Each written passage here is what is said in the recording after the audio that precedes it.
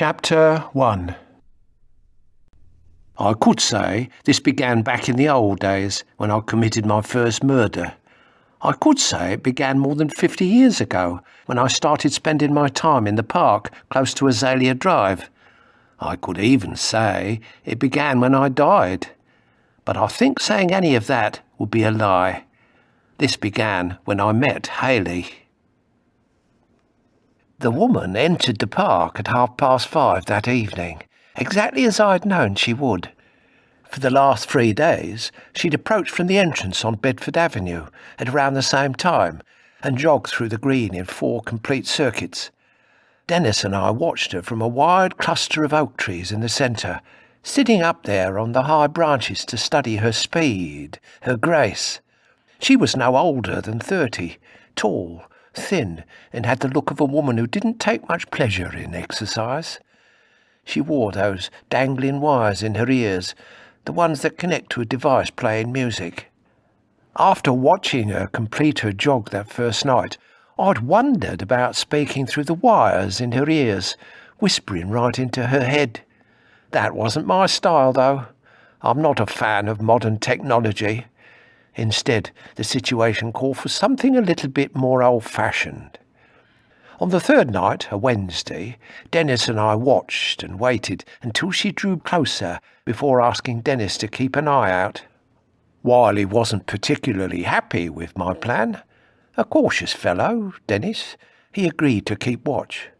The woman passed our trees on her second circuit, and I swooped down, letting her see me from the corner of her eye. She turned, but all she made out was her long shadow trailing off into the bushes and gravel that formed a curving trail around the pathways. There was no reason she should think anyone was in those bushes. If someone had been behind her, they couldn't possibly have made it out of sight so quickly. She jogged on. I followed, keeping to the spiky leaves, slipping through them and ignoring their stupid mutterings that I should leave, that I wasn't welcome there. What little intelligence living in the greenery and trees had never cared for me, and had spent much of the previous 50+ years moaning on the wind for me to leave. The woman and I went around the park for another moment, passing a group of teenage boys who shouted unpleasant comments to the woman, then level with a sleeping man who gripped a bottle of cider while spittle soaked into his matted beard, before we hit an empty section of path. It was perfect. I shot from the bushes, streaked behind her, and crashed into 6 weeping willows directly level with her. She heard nothing, but did see the tremors in the long branches several feet above, despite the lack of wind. She came to a jerking halt, panting hard and staring at the nearest tree. By this time I'd moved to float right behind her. Her thoughts sped in a blur of images. A bird hitting the tree trunk, a falling branch, conkers, which made no sense since it was late May and the willows were obviously the wrong type of tree, or an animal in the bushes. For a second her mind froze. I leaned in closer and caught a thought that wasn't much more than a flashing image. Snake. She wiped her mouth while perspiration on her forehead and neck cooled rapidly, and her thinking kicked back into life. Snakes. Stupid idea. No snakes in the park. Even if there were, they'd be grass snakes, small, frightened of human noise. Stupid idea. Interesting, I mused, although it wasn't with much surprise. Homing in on someone's weak spot has always been a strength of mine. The woman took a final look in all directions and resumed jogging. Dennis had followed and waved at me from the willows, his little face pinched and strained. "Are we alone?" I called to him, and he nodded, still clearly not happy with my minor haunting. To be honest, I knew it was risky. I hadn't remained on Earth for so long by causing trouble or giving myself away, but sometimes old habits do indeed die hard. I waved back to Dennis and followed the woman. She'd barely covered any distance before I brushed against her shin. She let out a frightened shout and fell, tripping over her own feet. Hitting the ground hard, she rolled to the earthy flower beds and held her knees, panting and struggling not to weep. Blood ran in thin streams from cuts on both her knees, and her mouth trembled more in shock than pain. Her eyes rested on the spot I occupied on the other side of the path. She squinted, and in the shadows cast by the trees and bushes, she saw the suggestion of my shape. Despite it being only for a moment, it was long enough. She gave a tiny squeak, and one hand blocked her mouth, as if wanting to keep any noise inside. I remained still, letting my energy return. Gliding and floating took a fair bit of effort. Walking was easier, but not quite as effective when it came to this sort of thing. "Enjoying yourself?" Dennis asked, and while the woman couldn't hear his exact words, she caught something in the breeze, something she instinctively recognised as unpleasant, like a bad smell from miles away, blown in by a gust of wind. Still, her eyes didn't move from the area I filled. She was sure something was there, sure of it, but unable to see it. "As always," I replied, and Dennis's worry travelled through the trees. "Don't get carried away," he warned. The woman stood, still watching for me. Wincing, she took her hand from her wounded knee.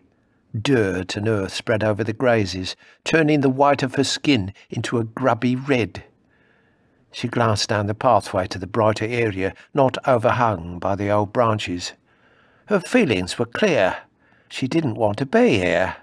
Not right here on this section of path, but in the park at all. She wanted to be at home, with the television on loud and the curtains closed against the approaching night. "Snakes," I said to her. She froze. Her eyes were stuck to the flower beds opposite. I flapped at the greenery. It shook slightly, creating a whisper in the stillness. "Snakes." She couldn't hear my words, as Dennis would have, and that didn't make a bit of difference. She sensed it, and there may even have been a bit of her mind, some part she no longer needed to use, that knew what had spoken to her. The breeze freshened abruptly, which was superb timing for me. The fine hairs on her forearms rose.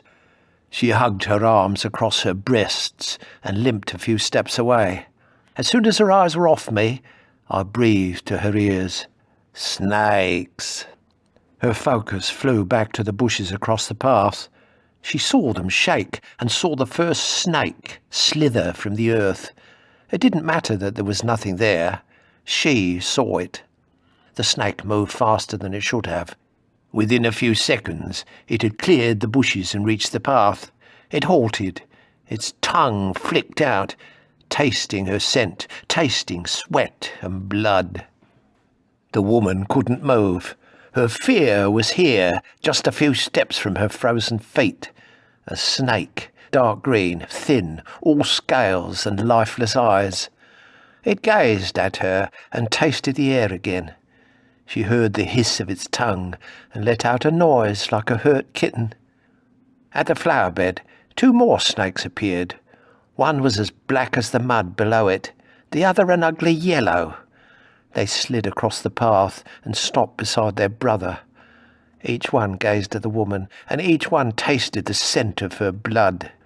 At that point, she could have run faster than she ever had before, but more rustling whispered in the bushes, and she saw 4, 5, 6 more snakes appear. 2 slid to the middle of the path at her right.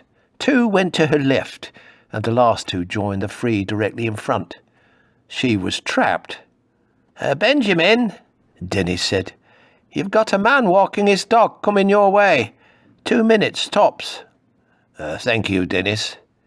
The approaching dog walker was an inconvenience, but inevitable. The park was a popular area, and I'd been lucky to have so long alone with the woman. Time for the final move. Her eyes were still stuck to the path and the snakes which weren't there. I breathed to her, and she saw one raise its head to stare at her with its ghastly eyes. Its tail shook, and she let out the same hurt kitten noise. Understanding. It was going to jump to her, going to jump at her face. I readied my energies to make the woman see what I wanted to, and sunlight fell, reflected sunlight, bouncing through the leaves beside me, come from Park Road. My attention flicked that way, shooting through the green, leaping over the railings, hitting the pavement as the car drove by. A woman, a man, a teenage girl, and beside her a boy no older than a year. Confusion and an odd panic spun through my head. A dizzying haze knocked my concentration into nothing, as if I stood atop one of the giant buildings in London or New York, and the level ground was hundreds of feet below. My vision took a lazy tumble, sending the sky into the parkland floor for a moment, and making the evening light as grey as my hair instead of a healthy shine. Sound wavered. My head and ears could have been under water. All a muffle. All slowed down to spread its details to the muddle of my thinking. The car, clean and shining, and the drawn-out growl of its engine an animal song. The man driving it a handsome fellow with only a few lines beside his eyes, despite being in his 40s, while his wife was trim and healthy. The girl in the back, in the few months between child and adult, curious about their journey and destination, tempering that wonder with a youth's natural suspicion. And the babe asleep, his immediate needs taken care of, while any future demands didn't exist, because there was no future. There was now for him, and it was all he understood or needed. The car turned into Prince's Gardens, which ran alongside the park. The sunlight bounced through the trees and bushes, shooting straight towards me, as if eager to do so, as if furious and shouting to get my attention. And I slammed back to myself, with sight and sound clicking into their rightful places. The woman I'd terrified with her snakes broke into a sprint. Her survival instincts had leapt into life the moment my concentration snapped. Logic and rationality ordered her legs and feet to move. She ran to her right, shaking, mouth wide open, and jumped. Momentarily, I saw through her eyes. The snakes vanished. There 1 second, nothing the next. She sprinted from me, and the hallucination I put into her head and her eyes. I let her go, no longer at all concerned about the small entertainment provided by the jogging woman.